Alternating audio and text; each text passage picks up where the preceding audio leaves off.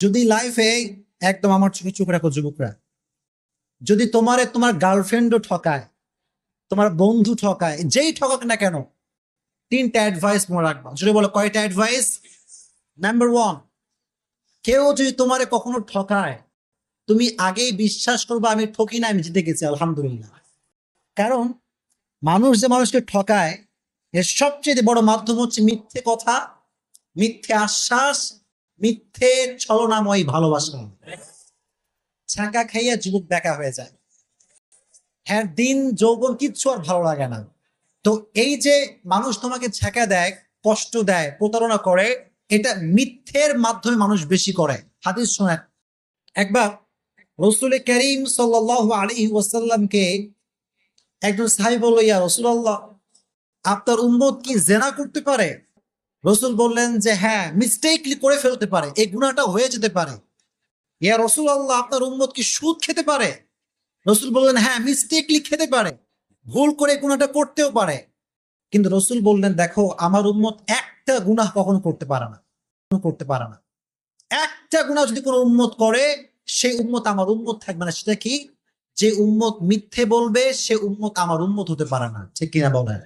যে আপনার সাথে বাটপারি করছে, সে নবীজির উম্মত থেকে বের হয়ে গিয়েছে। আর আপনি যদি ধৈর্য ধারণ করতে পারেন, আল্লাহর উপর তাওয়াক্কুল করতে পারেন, ইন্নামা ইউওয়াফাস সাবিরুনা আজরাহুম বিগাইরি হিসাব, যে ব্যক্তি সর্ব অবস্থায় ধৈর্য ধারণ করবে, কিয়ামতের কঠিন ময়দানে আল্লাহ তাআলা তাকে বলবেন তুমি দাঁড়াও।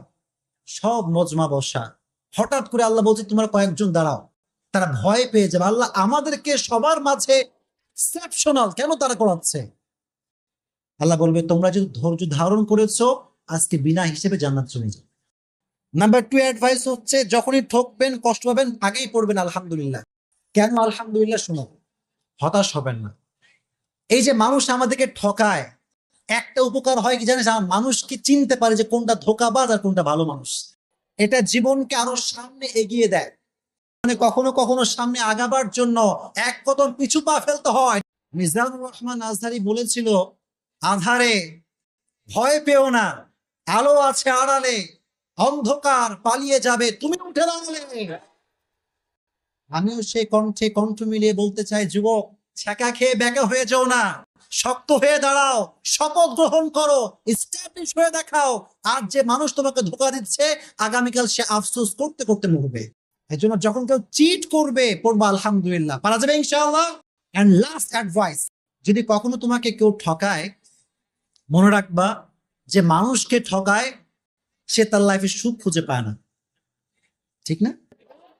অনেকে বলে হুজুর যে ঠকায় সে খুব ভালো থাকে, হুজুর বিন্দাস ঘুরে বেড়াচ্ছে, কোনো টেনশন নাই। আরে ভাই, মানুষকে যখন মানুষ কষ্ট দেয়, আল্লাহ তার মানুষের মনের যে প্রশান্তিতে কেড়ে ফেলে।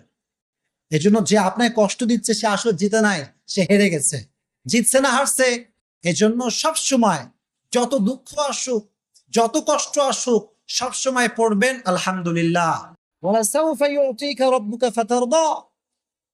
তুমি যদি বিশ্বাস এবং ভরসা আল্লাহর উপরে করতে পারো, অচিরেই তোমার রব তোমাকে এমন কিছু দিবে, তোমার জীবনের সমস্ত দুঃখ কষ্ট আল্লাহ তাআলা দূর করে দিবে। এজন্য যুবক ভাইরা, ছাকা খেয়ে বেকা হওয়া যাবে? এই কথা মনে থাকবে তো ইনশাআল্লাহ।